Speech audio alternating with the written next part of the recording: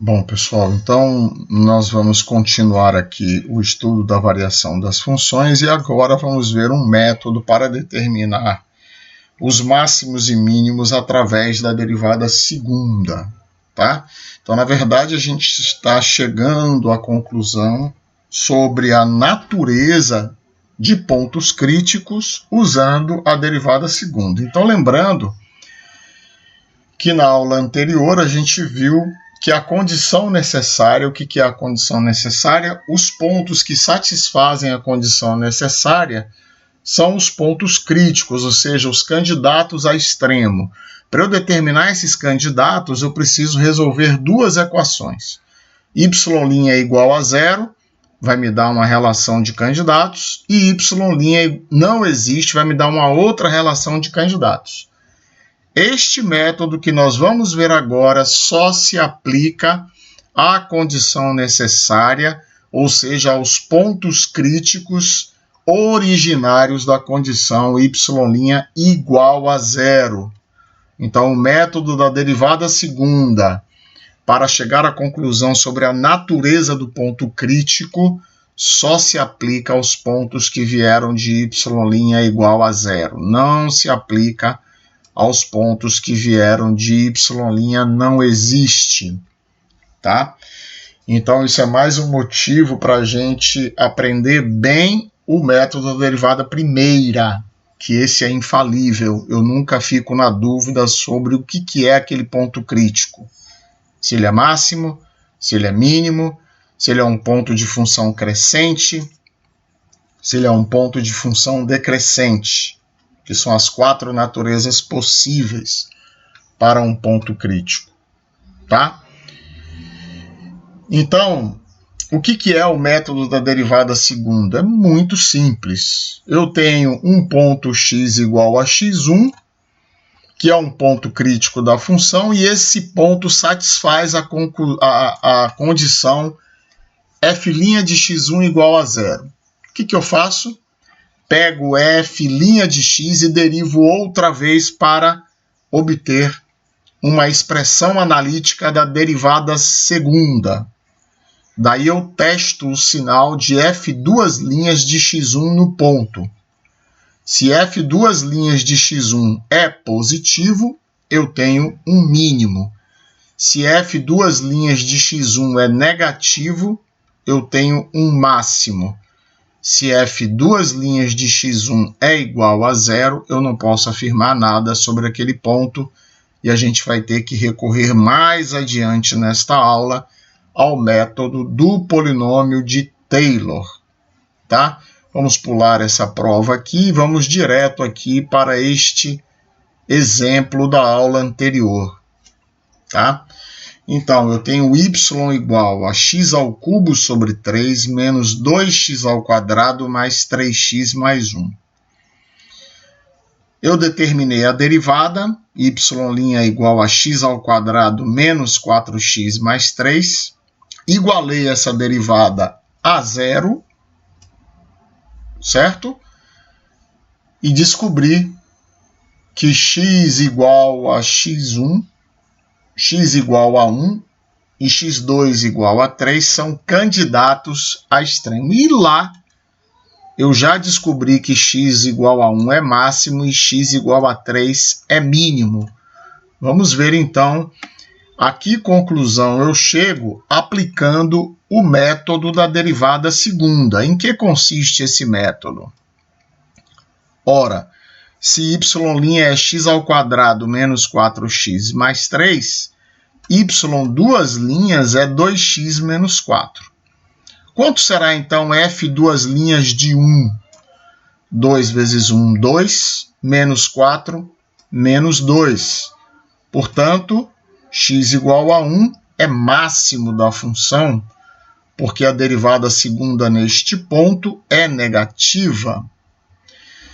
E f duas linhas de 3 é igual a 2, porque 2 vezes 3 menos 4 é igual a 2. Então, isso significa que x igual a 3 é um mínimo da função, certo? Lembrando que a gente já havia associado o sinal da derivada segunda com a orientação da concavidade, tá certo?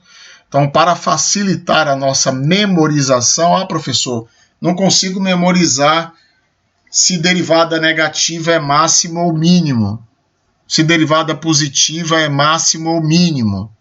Vou recorrer a essa imagem aqui, ó. Se eu sei que a orientação da concavidade é dada pelo sinal da derivada segunda, então observe que esta figura aqui, sendo uma figura típica representativa de máximo, ela tem a concavidade voltada para baixo, portanto, derivada segunda negativa. Então, basta eu associar, ó, se a derivada segunda é negativa, a concavidade está voltada para baixo, então o lado côncavo é o lado de dentro aqui, portanto, eu tenho um máximo. Por outro lado, se a derivada segunda é positiva, a concavidade está voltada para cima e eu tenho um mínimo. Certo? Então, isso aqui é só uma regra para eu memorizar. Não significa que o gráfico da função seja assim, tá? Mas é para eu memorizar. No caso, derivada negativa, derivada segunda negativa, concavidade voltada para baixo, máximo. Derivada segunda positiva, concavidade voltada para cima, mínimo, tá? Então, vamos ver aqui alguns outros exemplos utilizando a derivada segunda, né?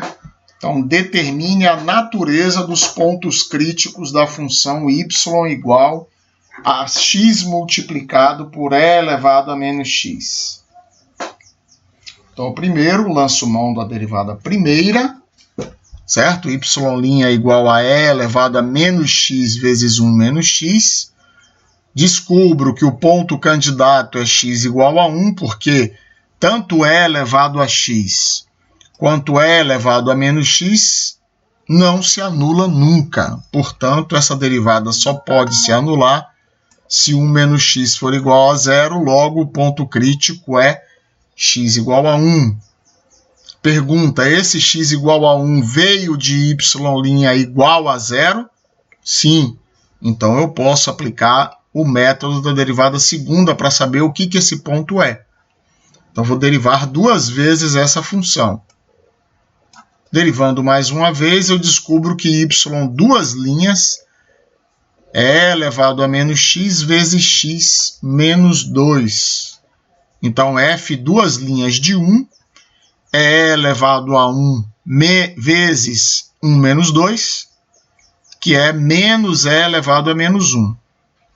Como e elevado a menos 1 é um número positivo, aliás, é igual a 1 sobre e, então menos e elevado a menos 1 é menor do que 0, portanto negativo, e este ponto é um ponto de máximo. Tá certo?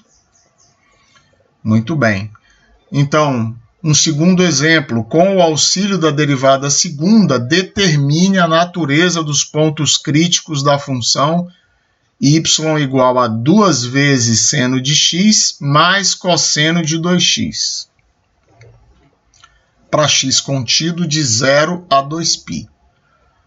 Então, y', 2 cosseno de x menos 2 seno de 2x, que pode ser simplificado, depois vocês podem fazer com calma, por 2 cosseno de x, que multiplica 1 menos 2 seno de x. Y' igual a 0, de 0 a 2π, me fornece 4 pontos críticos. Cosseno de x igual a 0 ou seno de x igual a meio, que me dá x1 igual a π sobre 6, x2 igual a π sobre 2, x3 igual a 5π sobre 6 e x4 igual a 3π sobre 2. onde x2 igual a π sobre 2 e x4 igual a 3π sobre 2 vieram de cosseno de x igual a 0, enquanto que x1 igual a π sobre 6 e x3 igual a 5π sobre 6 vieram de seno de x igual a meio. Pronto, agora eu derivo mais uma vez. Não preciso derivar esta expressão aqui simplificada, porque vai me dar um pouco mais de trabalho. Basta eu derivar essa expressão aqui da derivada primeira. Eu vou obter menos 2 seno de x, menos 4 cosseno de 2x. Portanto, f duas linhas de π sobre 6 é menos 3. Portanto, π sobre 6 é um máximo da função. F duas linhas de π sobre 2 é igual a 2, portanto, positivo. E esse é um mínimo da função. F duas linhas de 5π sobre 6 é menos 3. Portanto, 5π sobre 6 é um máximo da função.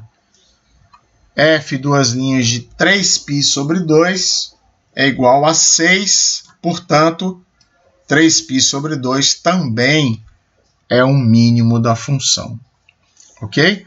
Então, esse foi o método da derivada segunda, né? Partindo dos pontos candidatos, eu vou testar o sinal apenas, não importa o valor, a intensidade, quanto é o valor dessa derivada segunda, basta saber o sinal dela, tá?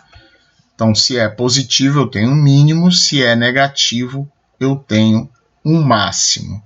Mas, aqui, quando nós anunciamos, a gente viu que se a derivada segunda for nula, eu não posso afirmar nada. Então, nessas condições, eu posso recorrer ao polinômio de Taylor. Lembrando que o polinômio de Taylor é dado, ele não se encontra aqui nesse slide, mas ele é dado, esperar aqui o quadro branco estar disponível para a gente. Ele é dado por uma expressão que a gente vai relembrar aqui agora, ó. Ou seja, f de x é igual a f de a mais f' de a vezes x menos a mais f duas linhas de a vezes x menos a ao quadrado sobre 2 mais f três linhas de a x menos a elevado ao cubo sobre 6, mais as outras contribuições, até a contribuição de ordem n,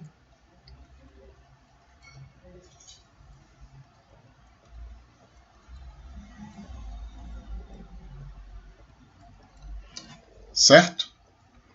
Então, esse teorema me diz que a primeira derivada é nula, a segunda também, até a derivada de ordem n-1.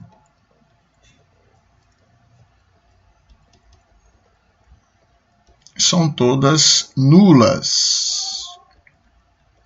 Tá? O que eu vou concluir do sinal da derivada de ordem n, que é a primeira que não se anula, ou seja, a derivada de ordem n em x igual a a é a primeira que é diferente de zero. Então, se eu isolar todas essas derivadas, eu vou chegar à conclusão que f de x menos f de a é igual a fn de a vezes x menos a elevado a n sobre n fatorial. Então, meu objetivo aqui, a partir dessa expressão, dá para provar o que eu vou falar. Mas meu objetivo agora não é provar isso. É que vocês saibam o que fazer. Então, vamos voltar aqui para o nosso slide e vamos ver o seguinte. O que esse teorema diz é que se a ordem dessa derivada, a ordem n, ela é ímpar, a função não possui extremo em x igual a x1. Por outro lado, se essa ordem é a ordem par, a função possui extremo em x igual a x1. Observe. Se essa ordem n é uma ordem ímpar, eu vou fazer um paralelo para me ajudar a memorizar isso com a derivada primeira. Então, se a derivada primeira for diferente de zero, eu tenho um extremo? Não, não tenho um extremo. Por que não tenho um extremo? Porque se a derivada primeira da função f' de a é maior do que zero, a função é crescente. Se f' de a é menor do que zero, a função é decrescente. Certo? Se f' de a é igual a zero, eu tenho um ponto crítico, um candidato. Então, note que para que eu tenha um candidato, a derivada primeira precisa ser nula. Mas se a derivada primeira não é igual a zero, eu não tenho um ponto crítico. A função, esse ponto não é candidato a extremo. Ao contrário, ele vai ser um ponto de função crescente ou um ponto de função decrescente. Tá? Então, se a ordem é ímpar, eu chego à conclusão que a função não possui extremo, porque se f' de x, a derivada primeira, é positiva ou negativa, portanto é diferente de zero, a função não vai possuir extremo.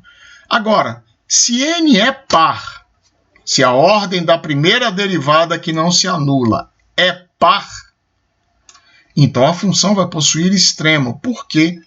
Porque a gente viu no teorema anterior que se a derivada segunda, se a primeira se anulou e a segunda é positiva, eu tenho um mínimo, portanto tenho um extremo.